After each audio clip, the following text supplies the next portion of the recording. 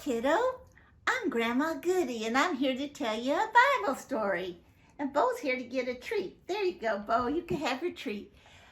This story is a made-up story that Jesus told to some of the people that he was teaching.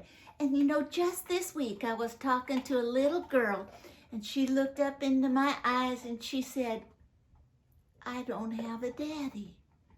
And I told her, "I don't have a daddy either here on earth, but we have a daddy in heaven who loves us very much." And that's what this story's about. So anyway, Jesus is talking to a crowd of people. And in that people, there's some people who are known for being naughty. And then there's some other people in the same room who are all proud of being do-gooders. And they looked down on the people who were known for being naughty. And they looked down on Jesus for even talking to him. So Jesus told him this story. He said there was a man who had 2 sons.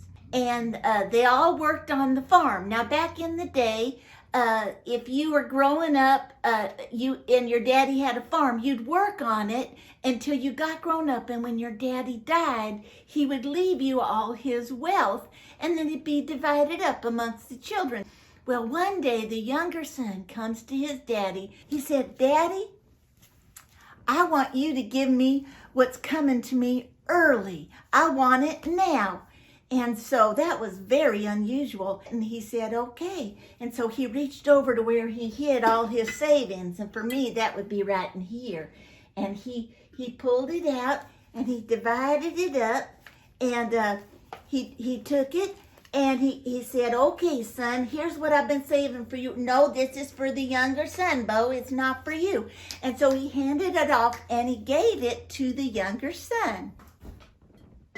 Just a few days later, that young man came and he packed up all his belongings and he tucked away all of his money and he took off. He left home and went far away to a distant country. And when he got there, he did naughty things he knew that God and his daddy would not approve of. And you know what he did? He wasted all his money. He just threw it away on wild living. And you know what? Pretty soon it was all gone. And he had no money. And he had nothing to eat. And so he got hungry. And he went off and he found a man who was a farmer there. And he said, "Could you please give me a job? I need to work to earn some money so I can eat." And so the man gave him a job. But the job was the lowest job there was. It was feeding the pigs. Now, I don't know if you've been around pigs much, but this pig's very cute. But a real pig, when they're eating, they're pretty messy. And when I was coming up, we called it slopping the pigs, because you get a pail. Now, it wasn't pretty like the pail I have here, but you get a pail and you put all the yucky stuff in it, all the peelings and all the garbage, and then they just go and throw it in, and the pigs go, and they just go into the mud and they eat all that yucky stuff. So that was his job. Well, he was so hungry, and he's feeding the pigs, but nobody gave him nothing to eat. And he was starving. He got so hungry, he started to look at that pig, and he started being jealous of that pig. He wanted to take that pig's slop and eat that. And then he thought, "What am I thinking? I'll just go back to my daddy and I'll say to him, 'Father, I have sinned against God and against you. I'm not even fit to be called your son, but would you hire me to be one of your hired servants?'" Because he knew then he'd be fed. And he left the pigs behind him, and he left the slop bucket behind him, and he started walking toward home. What do you think's going to happen? He was worried because he knew he'd done wrong, and he was ashamed. And so he's heading home, and his head's probably hanging pretty low. But Jesus told the people, when he was still a long way off, his father, he was looking for him. And he saw him, and he said, "Oh!" And he started running, and he had his arms open wide, and he went and he found his son, and he threw his arms around him, and he hugged him, and he kissed him, and he loved on him. The boy started his little speech. He says, "Father, I have sinned against heaven and against you. I am not fit to be called your son."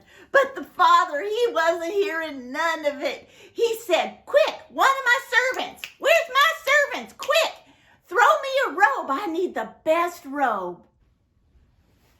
"Oh, yes, that's a beautiful robe, and it's for my son." "Okay, great. We're going to put that around his shoulders." So he put it around his son's shoulders. And then he saw that he was barefoot. And he says, "Oh, somebody give me some sandals." "Oh, look, we're going to put some nice sandals on his feet." And then he also, he said, "I'm going to put a ring on his finger." And so he put a great big old ring on his finger. And that showed him he's part of the family and he's honored. And then he said, "Let's have a party to celebrate." And so the party began. Whee! Look at there, let's have a party. My son was lost and now he's found. My son was like he was dead and now he's alive again. And so they all started having a party. And they're dancing and there's music and there's lots of fun noise, and everybody started coming from the fields because they all started hearing the news. Well, the older brother, he came in from the field and he said, "What's all this noise? I've been out there working hard all day and you're slacking off and having a party. What is going on here?" And the servant said, your brother come home and your father run out to meet him, and he said, "Let's have a party." And he said, "Let's kill that calf we've been fattening up and have a barbecue."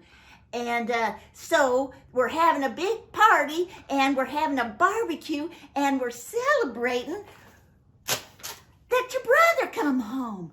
Well, the older brother got angry and he said, "Well, my daddy never gave me a party like that." And he was angry. He wasn't going to go. He said, "I'm not going to the party." And so the father comes out to him.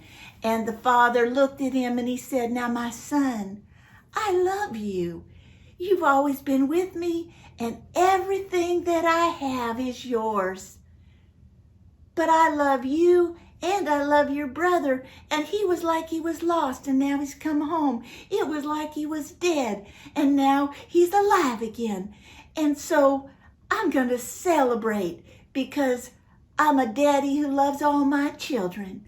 And that's where Jesus left off the story. Let me show you where you can find that for yourself in your own little Bible. You're going to look in the New Testament, and the book is Luke, and the chapter number is 15, and the verses are 11 through 31.